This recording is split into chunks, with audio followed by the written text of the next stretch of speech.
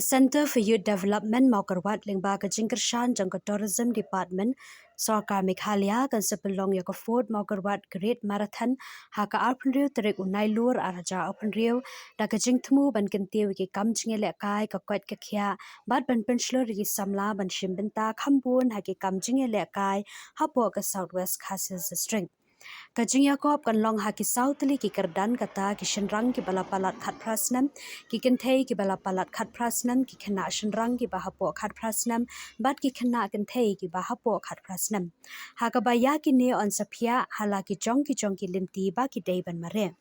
Hakini ke Kajing Yakob on sasam ru ya ki kusnam shaki bajab haman la kawei pa kawei ka kerdan ringkat bat ki consolation prize ya ki nong shimbenta ki bawan ha ka kerdan ka basaw hadu ka bashipau Nalor kata on samru ya ki kusnam kerpang sha u ne ka nongmareh balatemben tam bat ubakhana tam na pedengi bashimbenta ha ka marathon ka bapenslur bat aiman simiki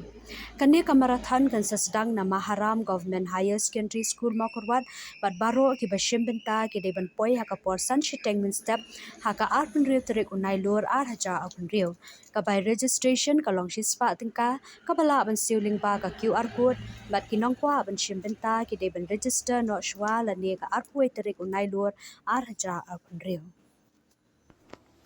Center for Youth Development Mawkyrwat, with the support of Tourism Department, Government of Meghalaya, will be organizing the 4th Mawkyrwat Great Marathon on the 26th September 2026. The reporting time will be at 5:30 a.m. at Maharam Government High Secondary School. The registration fee will be 100 rupees per athlete, and they can register through the QR code that is given in the advertisement. The full marathon will be only for men above 18 years of age, and for women above and below 18 years of age, and for boys below 18 years of age will be given another road, which is not a full marathon. We invite athletes from across the state and also from outside the state to participate in this 4th edition of Mawkyrwat Great Marathon. The objective of this Mawkyrwat Great Marathon is to promote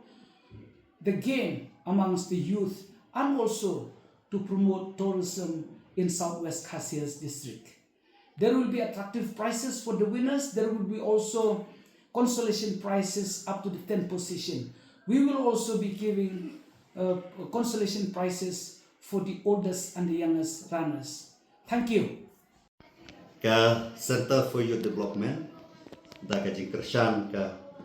Tourism Department jong ka Sarkar Meghalaya kan penlong ya ke Mawkyrwat Great Marathon ke Basau haka arpenriu terik September ar hajar arpenriu bat hagani ka marathon kan don kuwi ka full marathon ke baga jingjingai ke long 10 kilometer AA bat ke bani shimbenta ya kini ka full marathon ken long ki shenrang ki ba khat prasnem shadrom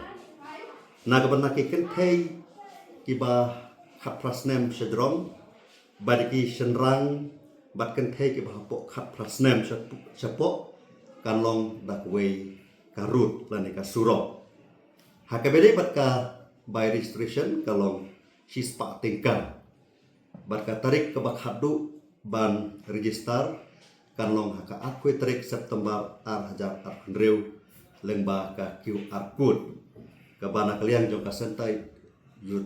for Youth Development ka pelan haka advertisement yang scam bakin shimenta haka ka Great Marathon kinyo ya shimenta bat kinyo ru register ya lengba ka QR code ka bakum ka Center Development layo ya ban penkret kulai sibun